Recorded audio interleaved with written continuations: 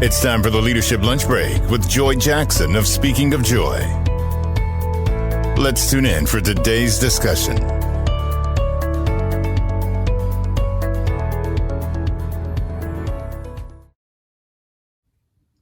Good afternoon.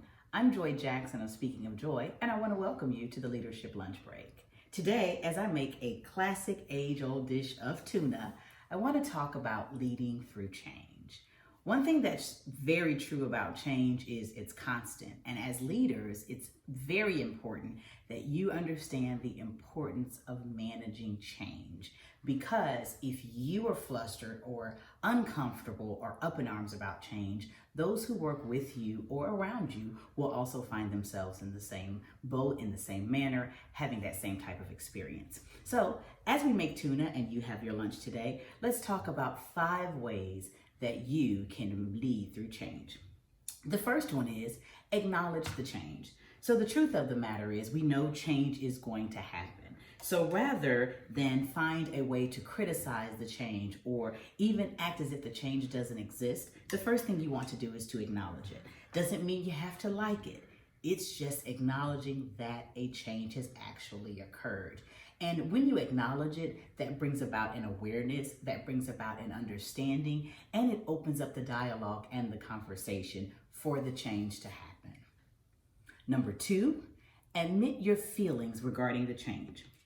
Let's be honest, something that people really fear is change. Because when change occurs, so does uncertainty. And in different situations and different opportunities, people may have legitimate, real questions about what's happening with the concern. So as a leader, admit your feelings as well, because it's hard to lead when you're in denial. So ask yourself, how do I feel about the change? What do I think about the change? And then acknowledge those feelings. Admit them to yourself. Now, you don't necessarily have to admit them to your team or to those that you're working with, but you can admit them to yourself. How are you feeling? And I encourage you when you're doing this to find a very healthy feeling vocabulary. So if you're frustrated, acknowledge that you're frustrated. If you're uncertain, acknowledge the uncertainty. If you're afraid, acknowledge being afraid, because the more you admit your feelings, the more you can adjust. And then as you're working with your team and other people around you, you can acknowledge their feelings as well. Number 3, address any concerns about the change. So the truth of the matter is there will be concerns. For example, if there's a position change at work, people will want to know how that affects them.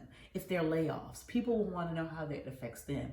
If there are challenges in the home, people are always wondering how they will be impacted. You know, the old saying, what's in it for me? So address the change. And that means have a conversation. The worst thing that you can do as a leader is to treat the change as if it does not exist, or to not admit that the change is occurring and resist the opportunity to really coach your team through the change. So address the concerns. They could be your concerns or the concerns of others. But the more present you are, the more you address it, the easier it is for the change and the transition to occur. Number 4, avoid common pitfalls when communicating the change. Let's face it, we all will have to have a conversation about the change. We all will have to include others in the dialogue about the change. But one thing you want to be mindful of as a leader is there are some common mistakes that we make when we're communicating the change. Here's one of them. I don't know why we're doing this.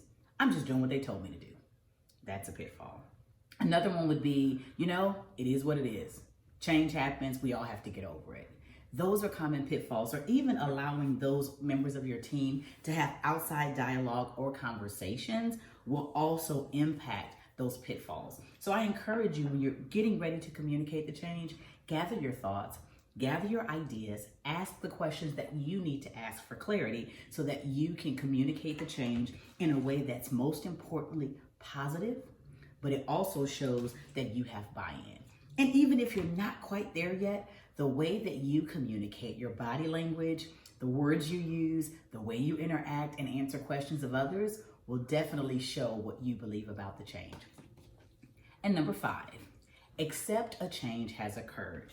Now, this is different than accept the change, Because the truth of the matter is, we are all human beings, and from time to time, it takes us a while to be adjusted to things that are new. And even as leaders, we find ourselves in that situation. So I'm not saying you have to accept the change right away, but accept that a change has occurred. All that really means is you know there's a change and you recognize that you have a responsibility to lead through it. So that's saying I take full responsibility and accountability for how my team or those I interact with will be influenced or impacted by this change. So accept that it's occurred. Acknowledge that you feel ways that you feel, and then say, you know what, but as a team, as a group, as a leader, we can get through this together. So I encourage you, as change continues to happen around you with your family, with your friends, in your companies, in your job, that you find the way to actually use these 5 ways to manage and lead through change. Dr. Maya Angelou said, if you can't change it, change your attitude. Have a great lunch.